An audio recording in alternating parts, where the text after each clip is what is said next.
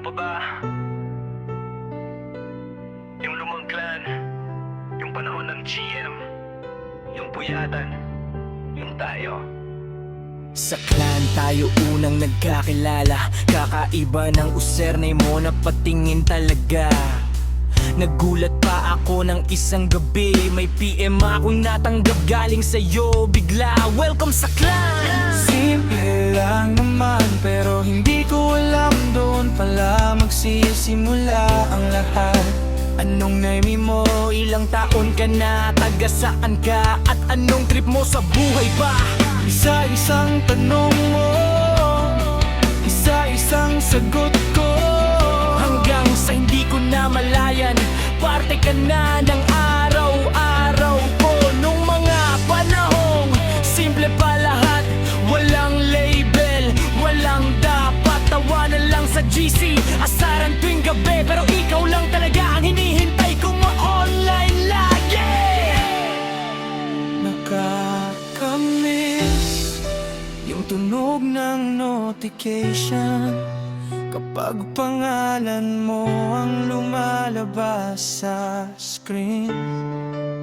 Nakakamiss yung simpleng kumain ka na ba na naging dahilan para ngumiti ako buong gabi.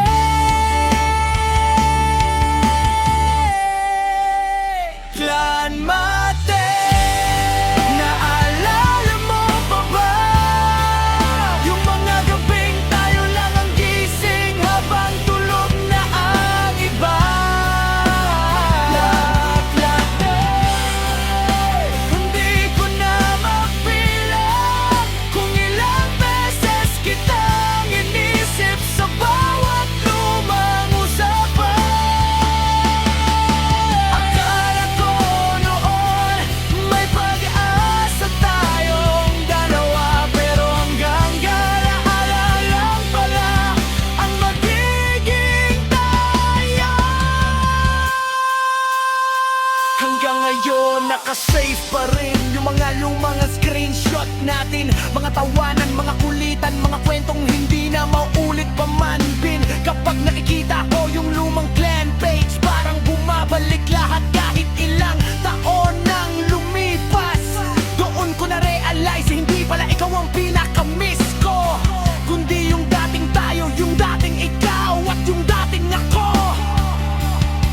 Yung panahon na hindi pa masakit, yung panahong umaasa pa, yung panahong bawat tunday parang may lihim na kahulugan pa.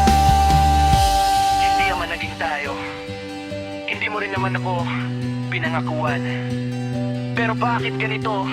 Parang may iniwang bakante sa puso ko ang isang taong hindi ko naman naging akin.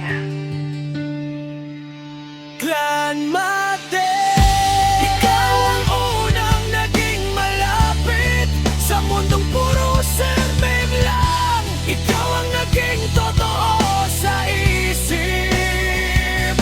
Clan Mate, ikaw ang unang minahal sa likod ng screen at sa pagitan ng mga chat. At kung sakaling magkita man tayo muli, sana maalala mo rin yung dating tayo sa clan. Yung dalawang taong nagsimula sa simpleng PM.